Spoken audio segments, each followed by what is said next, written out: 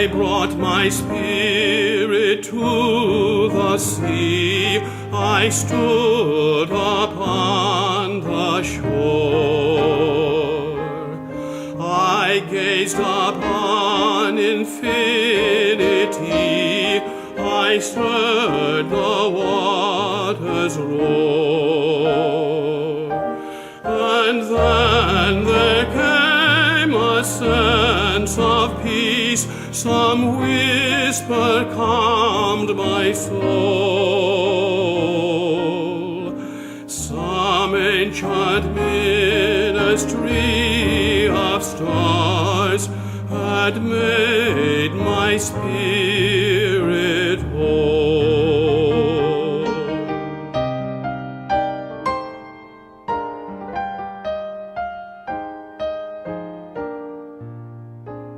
I brought my spirit to the trees that loomed against the sky.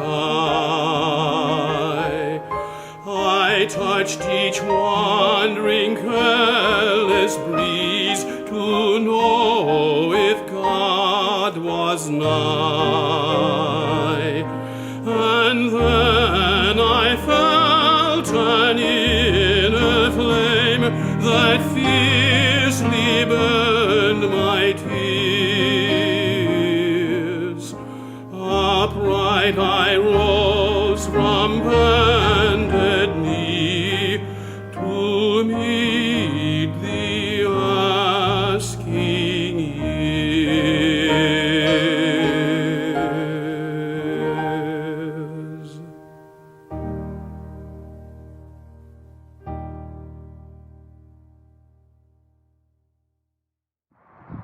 Hello, my name is Gina Elizabeth del Castillo. My pronouns are she and her. I've been a member of First Unitarian Universalist Church of San Antonio for going on 8 years. Our weekly worship is where we connect, share information and inspiration. To begin, let's acknowledge this geographical place where we are currently located on the ancestral home of the Tankuwa and Payaya, not to be mistaken with Papaya, peoples of the Kwawitecan band. At our church, we believe and act in a universal love that binds us in mutual care and affection, especially in our work for justice and for our planet. Our faith motivates us to be all-inclusive. If you are visiting for the first time or have been here before, we invite you to sign in on our chat stream. We'd like to get to know you. Wherever you are on your life's journey, we hope you'll find your place with us.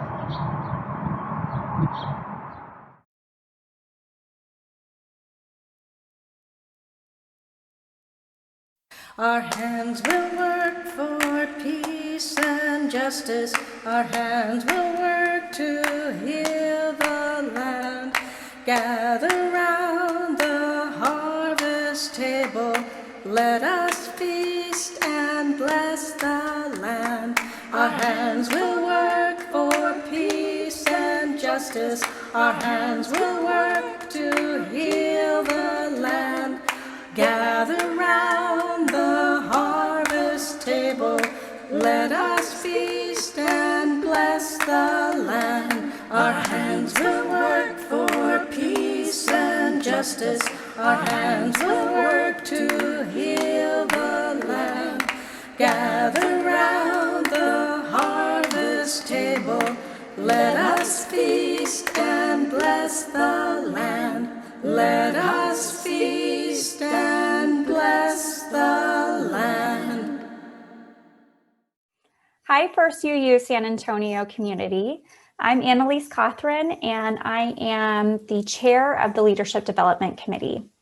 One of our roles on leadership development is to fill leadership positions every year as part of our congregational commitment. And so I'm here today to request that you look into your time, energy, efforts, and resources to participate in church leadership.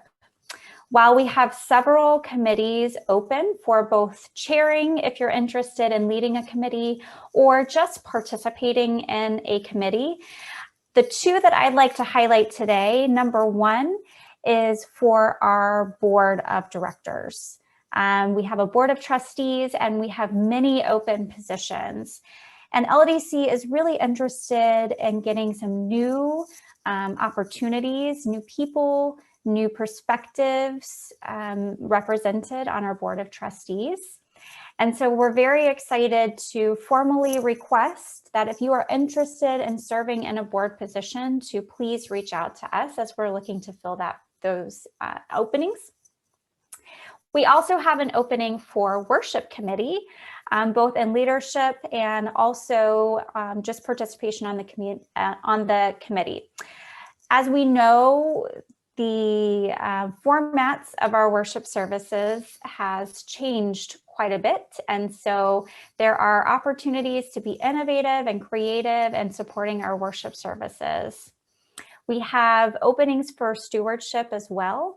And LDC will also have openings if you're interested in supporting the leadership development of our beloved community. So LDC will be sending out a survey. Really, it's an informational form for you to indicate some areas of leadership that you might want to be connected to. If you're interested in serving on the board, if you're interested in serving on any committee, that would be the survey and form for you to fill out and get your information back to leadership development so that we can coordinate filling those positions. So included in that form will also be a list of all of the open positions, in addition to the ones I've already spoken about today. And we hope that you'll consider this request to serve both your time and energy and talents for your community as we move into this next phase of growth and connection. Thanks so much. I am Dale Moore and have been a member of this church since 1991. I currently help plan and facilitate the rituals for Celestial Celebrations Circle. We light this chalice for the planet we live on, the earth, and all of its beings, be they those with limbs by which to propel themselves forward, or the trees, flowers, soil, and rocks, which move in the wind and the water. We must not forget that they decay into usable forms for that which continues to exist, and the cycle of life continues.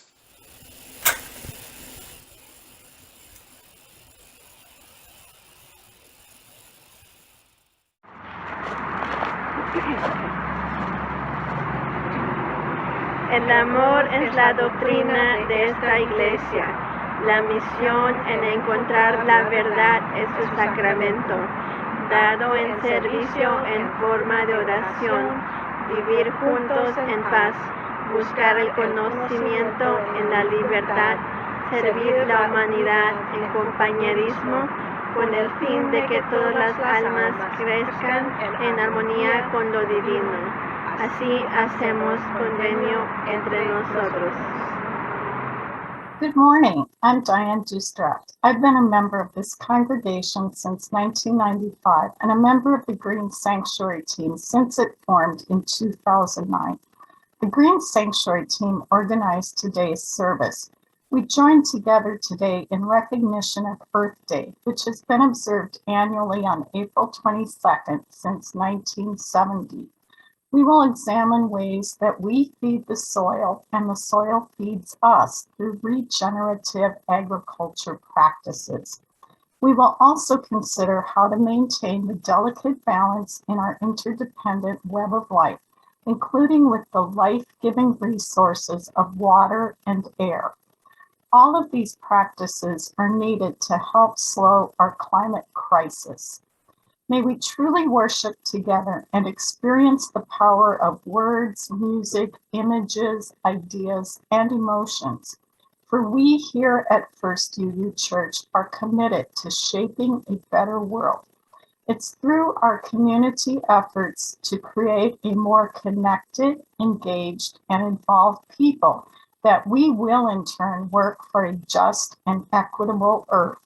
I'm grateful that you have joined with us today in this worship experience. As a way for us to connect as a community, you are invited to share a joyful event, a sorrow, or concern by entering it on the chat stream. Please let us know what is in your heart, for ours is a welcoming community where we find connection, a spiritual community where we come fully alive. Ours is a sharing community where our joys are amplified, a caring community where our sorrows are heard and held in compassion. At this time of uncertainty, may we listen more deeply and grow more involved with and connected to each other.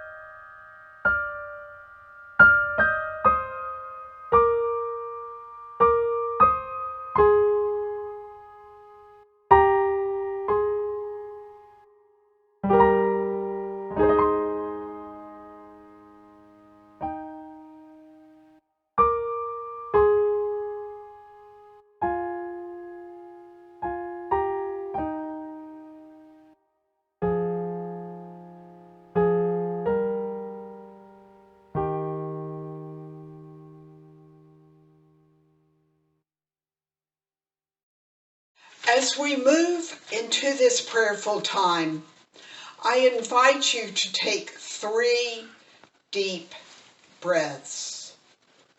In, out. In, out. In, out. As we celebrate our planet on this Earth Day, may we be aware of seen and unseen elements which surround us.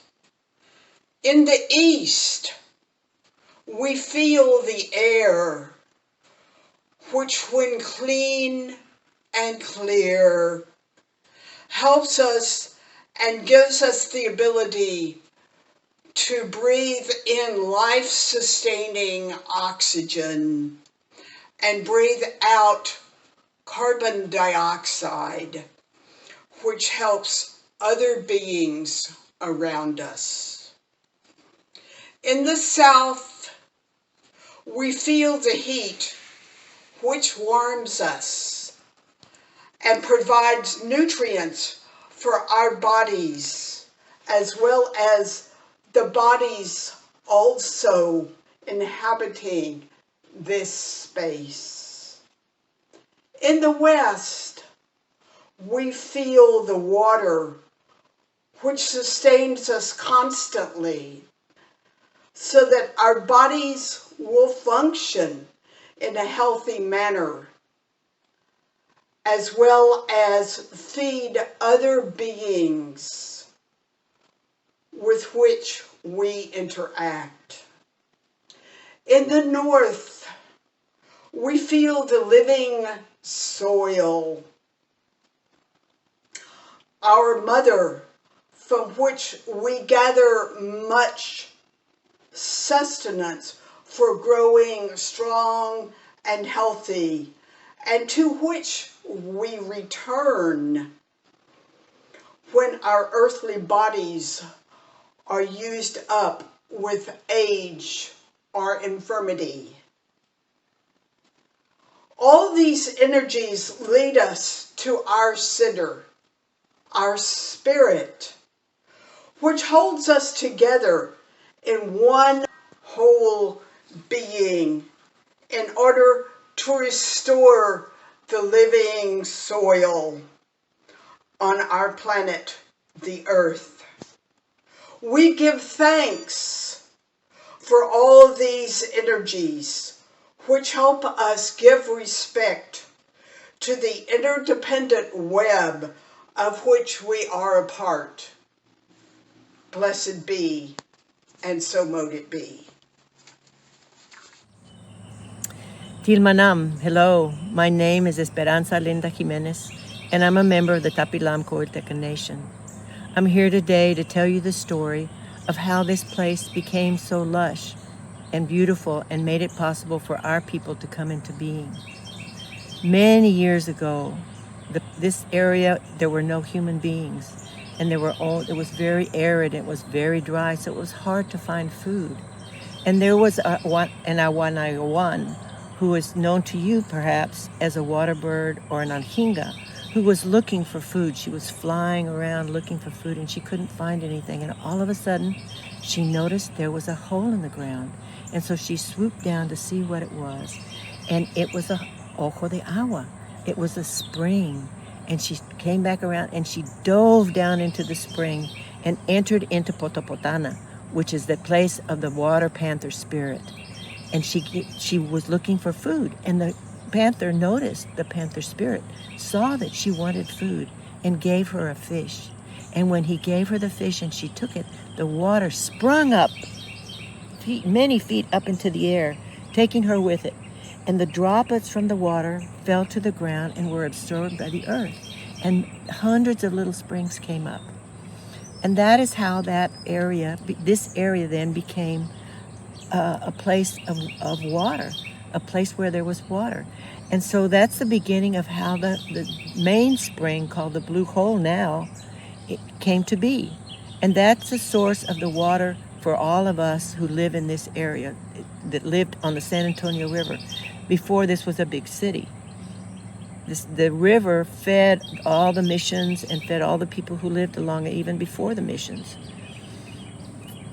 So we call the area where the springs are Yanaguana. It's the land of the spirit waters and the birthplace of the San Antonio River. The water from the Awayanawan's journey into the water panther's lair fed the area that's now lush with plants, animals, and people benefiting from her search for food and water. This place of the Potana is sacred to us because it was the source of life for all the living beings in this area. Right now, the Blue Hole is dry, but for us, it's waiting to be brought to life again with the rains that will fill it up this spring, we hope, and let it flow downstream to reach the other parts of the river that go all the way down to the Gulf of Mexico. Water is a sacred element that makes it possible for us to live on this earth. That sacredness means that we must care for it and respect it and not waste it. And it's so easy to waste water these days. You just leave the faucet running a little bit. I'll just be right back, it won't matter. Or you water when you really don't need to. Or you drink a half a glass of water and you throw the rest away. The water is sacred, and what we have to remember is that our body is half water. It's more than half water, actually. So we have a sacred connection with that sacred water. And as we drink the water and take it in, we need to notice that connection with the water. The next time you take a drink of water, notice as it goes into your mouth and feel that sacredness, because that water is giving you life. Be grateful to the Awanayawan for her search for food and water. Most native tribes have a creation story that shows how the animals that were here before the humans, the animals and the plants, helped the humans to come into being and help them to exist once they came here. So that's one of the reasons why we have the saying that we say, Tawahayo nami tuchem naptu, which means all our relations. And we're not talking about just our blood relations, those human beings that we have a relationship with.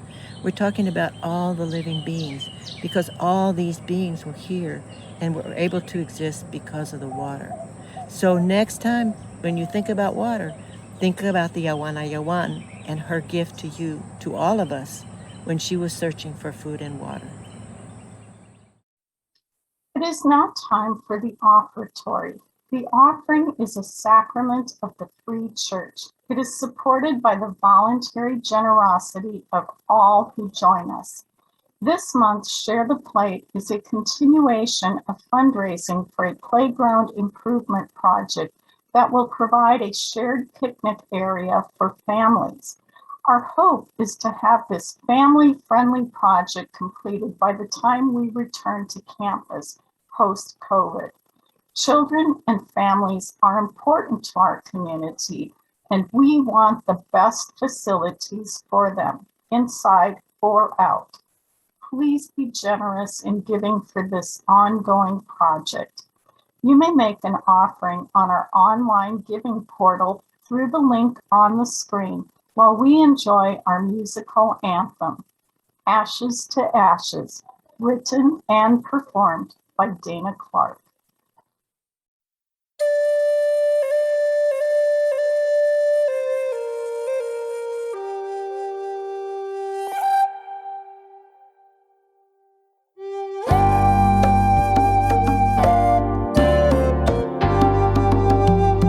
Ashes to ashes and dust to dust.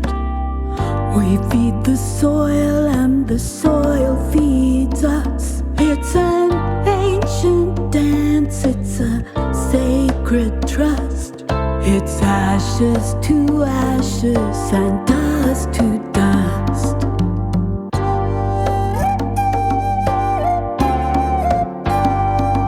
Our planet is a living thing, the soil, its beating heart. Its complex systems hold essential interlocking parts. There are cycles within cycles we depend on for our lives. We can live upon the earth as long as all the links survive. Ashes to ashes and dust to dust.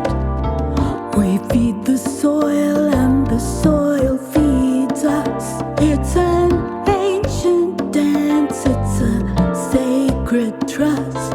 It's ashes to ashes and dust to dust.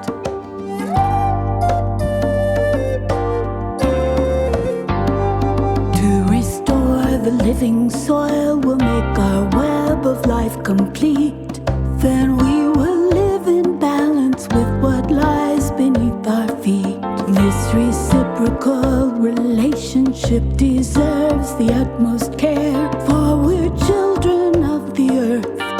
Its life and death will share. Ashes to ashes and dust to dust. We feed the soil and the soil feeds us. It's an ancient dance, it's a sacred trust. It's ashes to ashes and dust to dust. Ashes to ashes and dust to dust.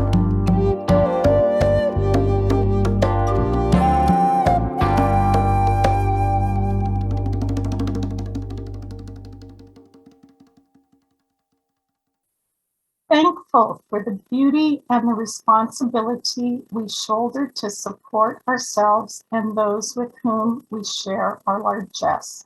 May we live this day and every day with compassionate hearts, reasoned and clear words, gracious awareness, courageous thoughts, willingness to change, and generosity in love. Good morning. My name is Linda Nash. I've been a member since 2017. I serve as co-chair of the Green Team. And for most of my life, I swept soil off floors, washed soil off my hands, and tilled soil for a garden more times than I can remember. I did all of this without realizing what a wondrous, vibrant community exists just beneath my feet. I did this without realizing that some of the ways I was treating soil were damaging and helping to cause erosion and devastation of our topsoil. Today I want to tell you the story of a movement happening all over the world, a movement to restore the living soil. Australian soil scientist Dr. Christina Jones says, "The issue we're facing is that too much of the carbon that was once a solid in the soil has become a gas. That could be dangerous for the planet, for the human species. Climate change is just one aspect, though. Food security, the nutrient density of our food, and the water-holding capacity of the soil are very potent reasons for keeping carbon in a solid phase in the soil." Climate change is definitely about too much carbon in the atmosphere, but carbon itself is not our enemy. Carbon is everywhere, in the air, the water, the land. It's deep underground in the fossil pool, and it's in the biosphere, which includes us. Carbon is a major building block of life. Plants appeared on the earth about 500 million years ago. At this time, carbon was cycling harmlessly through the atmosphere, the land, the oceans, plants, and even a few early sea animals, such as jellyfish. For the last 800,000 years, the level of atmospheric carbon dioxide has gone up and down repeatedly, but never reached 300 parts per million, until the industrial age, when we figured out how to pull carbon out of the earth and burn it for fuel. Fast forward to 2021, and carbon dioxide is at 416 parts per million, which is causing acidification of the oceans and loss of nutrients in food crops. So, in order to save life as we know it, of course we have to stop releasing fossil carbon. But where can we put this excess atmospheric carbon to get the cycle back into balance? The solution is right under our feet in the soil. Plants with sunlight and water perform photosynthesis. They turn carbon from the air into dissolved sugar, a liquid form of carbon. They pump this sugar down through the roots into the soil to feed the billions of microorganisms who send nutrients and water back up to the plants. These amazing bacteria, protozoa, and mycorrhizal fungi use some of the liquid carbon sugar to build soil. This soil carbon, in the form of humus, is pretty stable. Soil can store carbon. It will stay in the soil for decades, if not hundreds of years, if left undisturbed. There is a way to farm, to ranch, to manage landscapes, and at the same time sink carbon into the soil, increase soil fertility, and reverse global warming. The best part of the soil solution is that everyone can take part in this effort. Here are 4 things we can do to get started. First of all, turning over the soil, or tilling, exposes microbes to ultraviolet sunlight, which kills them. Without microbes, plants don't get the nutrients they need. Without plants, the soil dries out. As soil dries, carbon dioxide in the soil returns to the atmosphere. This dry soil is easily blown away by wind, washed away by rain. Scientists estimate that we have only 60 years of topsoil left if we keep farming as usual. The good news is that farmers and ranchers all over the world are finding ways to avoid erosion and soil loss with no-till planting. For home gardens and small farms with compacted soil, the broad fork is a helpful tool. This hefty hand tool, demonstrated by my husband Ray, has tines which aerate the soil. Because he pushes the tines straight down, then pulls them straight up, the soil is disturbed much less than in conventional tilling. Wow, our soil is pretty tough. For commercial farmers, John Deere has a no-till drill available. This machine cuts a slit in the ground and drops seed in the slit at intervals set by the operator, and no soil is turned. Here you see an example of no-till planting. Soybeans have been planted in a harvested wheat field.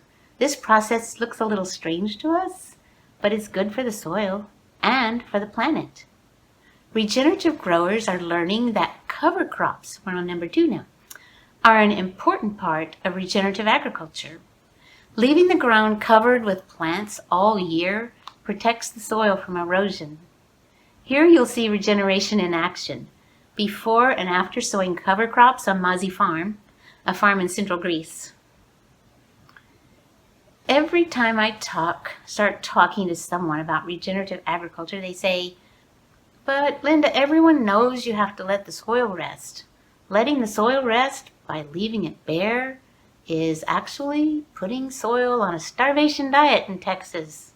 I know we've all been told that the soil needs to rest, but resting your soil only works in moderate climates with humidity and regular rainfall all through the year. In drier, hotter, more variable climates like the American and African grasslands, well, you know, it turns to dust. Keeping the ground covered not only protects the microorganisms in the soil, but also adds to the water-holding capacity of the soil. Each 1% increase in soil organic matter helps soil hold 20,000 gallons more water per acre, increasing resilience through times of drought and heavy rain. Number 3, diversity. Diversity makes a big difference in the garden. Plants differ in the microbes they attract. Having a variety of plants in the garden will increase the diversity of microorganisms in the soil, which in turn will increase the nutrients available to your plants. When plants are receiving a prime level of nutrients, when they are getting not only the basics, but also a selection of minerals and trace elements, they build compounds that protect against disease. Another thing about diversity, diversity can also discourage and divert insects. For example, the scent of borage confuses the tomato hornworm moth so that it can't find any place to land and lay its eggs on nearby tomatoes. Planting mint among your lettuce keeps slugs away that feed on lettuce leaves. And this hornworm has brackenid wasp's eggs on his back. Let him go so the wasp can hatch out and protect your plants. Diversity in a regenerative garden also needs to include plants with deep roots that will stay in the ground for a long time. Here you see the wild grass roots of the American prairie compared to the annual crop roots of the farms that replace the prairies. The differences in root length between the Midwest prairie grasses and the much shorter roots of annual crops were a big factor in creating the Dust Bowl of the 1930s. For this reason, regenerative growers integrate perennials and trees with their annual crops. These larger, longer-living plants provide a little shade in the hot summer, attract birds and beneficial insects, and put carbon deep into the soil where it's less likely to be disturbed. Number 4, using chemical fertilizers causes the plants to stop pumping carbon sugar down to the microorganisms. It's as if the bags are saying to the plants, "No need to work, dinner is served." This fast food dinner, however, comes at the cost of one of the treasures of the soil. Here you see a pine seedling which is already attached to a root fungus or mycorrhiza. Mycorrhizae, seen here as the white extensions of the roots, can only accept foods from the roots of a live plant. When the sugars are no longer pumping down through the roots, these fungi suffer.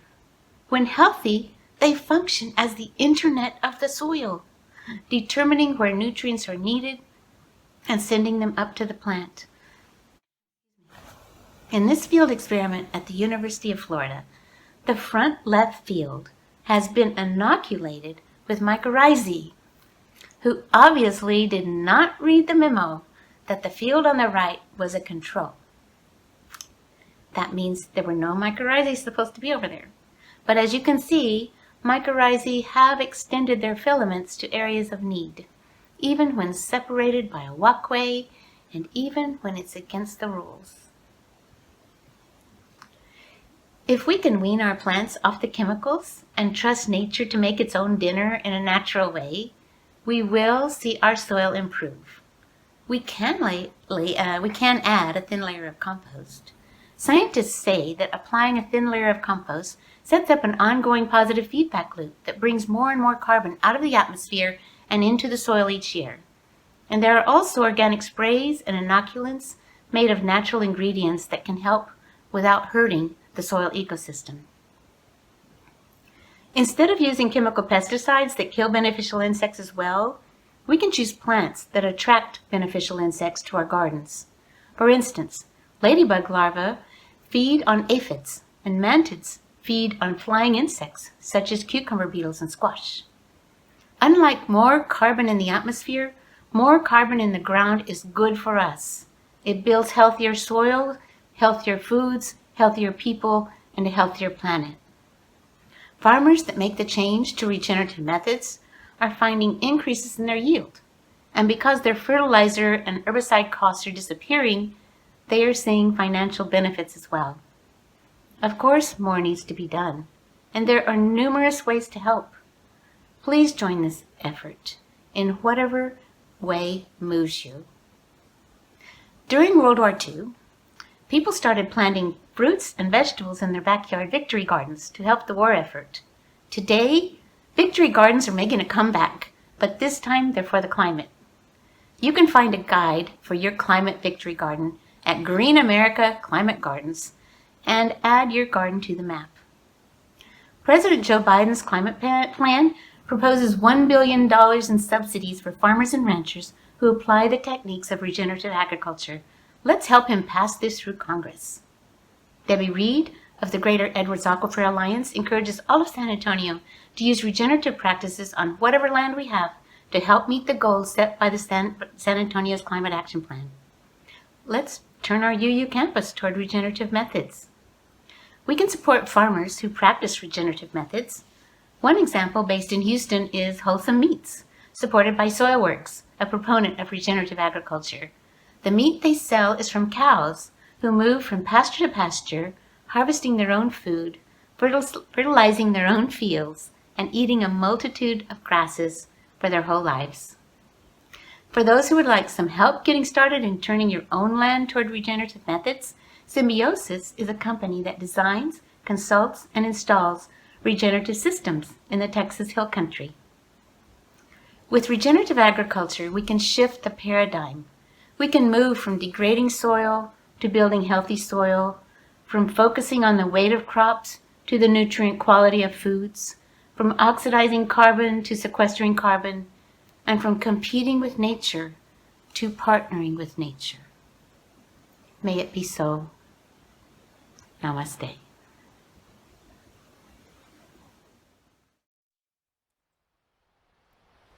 Happy Earth Day and welcome to Cloudbridge Nature Reserve. This is Paula Pebsworth. I've been a member of San Antonio First UU since 2014, and I'm currently a member of the Green Team. And I'm also the scientific coordinator at a private nature reserve in Costa Rica, Cloudbridge. Today I'm going to take you on a little tour of the reserve and talk to you a little bit about forest restoration and ecosystem services. All right, so here we are at the Welcome Center, and I just want to tell you a little bit about Cloudbridge before we go on. Cloudbridge was founded in 2002 by Ian and Jenny Giddy. They came to Costa Rica and fell in love with it and could see how much devastation and deforestation had been done and decided that they wanted to be involved in forest restoration. All right, so now we're inside the Welcome Center, and we provide people with just a little information about the kinds of insects and birds and mammals that you can find on the reserve. They were here, but they're in a much greater abundance and diversity now that the reforestation process has begun. And I just want to show you a few images over here from our camera top study. So like I said, this waterfall is very close to camp, and it gives life to the forest. The rainy season is usually beginning in a couple of weeks. It's from April all the way through December. And that's what makes this area so special, and the ability to bring forth lots of new life. I fear my phone can't really capture all the amazing sounds that I can hear. Every morning I wake up to a bird symphony. Cloudbridge is home to over 300 species of birds, and the forest provides habitat for them. And again, it's not just the old growth that's important, although it is definitely important. I've read that 10% of a healthy forest is actually dead trees, and those trees are really necessary for birds. But also, we're finding a diverse bird population in forest areas that are naturally regenerated and planted. So in addition to restoring the forest, Ian and Jenny Giddy, who were Unitarian Universalists, also realized that Cloudbridge had the ability to help us restore ourselves. On the property is this small spiral labyrinth where you can come and contemplate nature and your place within it.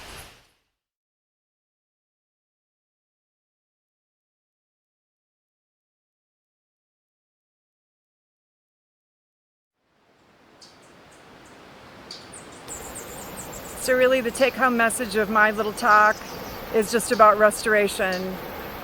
You can see that it can be done on a grand scale like at Cloudbridge, and taking what was once a cattle ranching operation into a beautiful, thriving forest. But you can also do your part. Plant native, drought-tolerant trees that thrive in San Antonio. If you have the opportunity to help protect and conserve wild spaces, please do so. And I wish you the happiest of birthdays.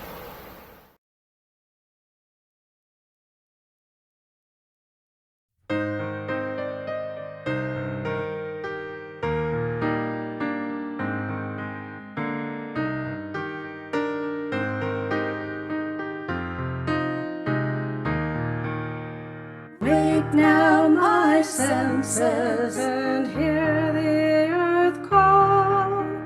Feel the deep power of being in all.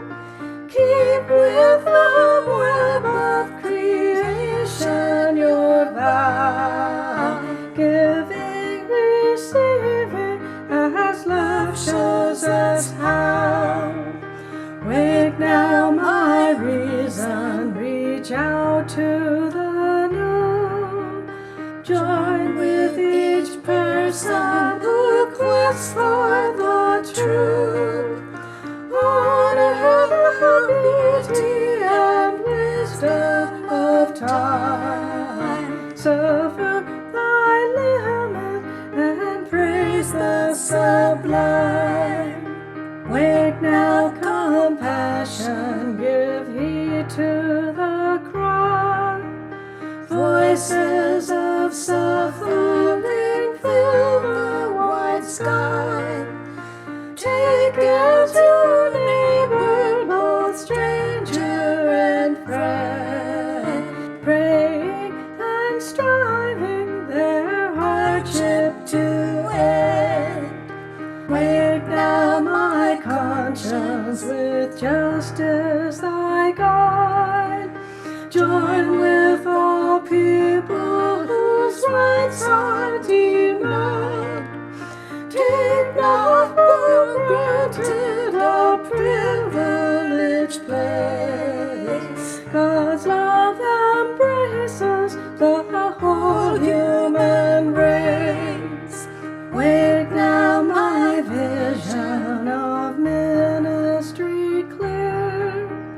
Brighten my pathway with radiance here. Mingle my calling with all who will share. Work toward a planet transformed by our care.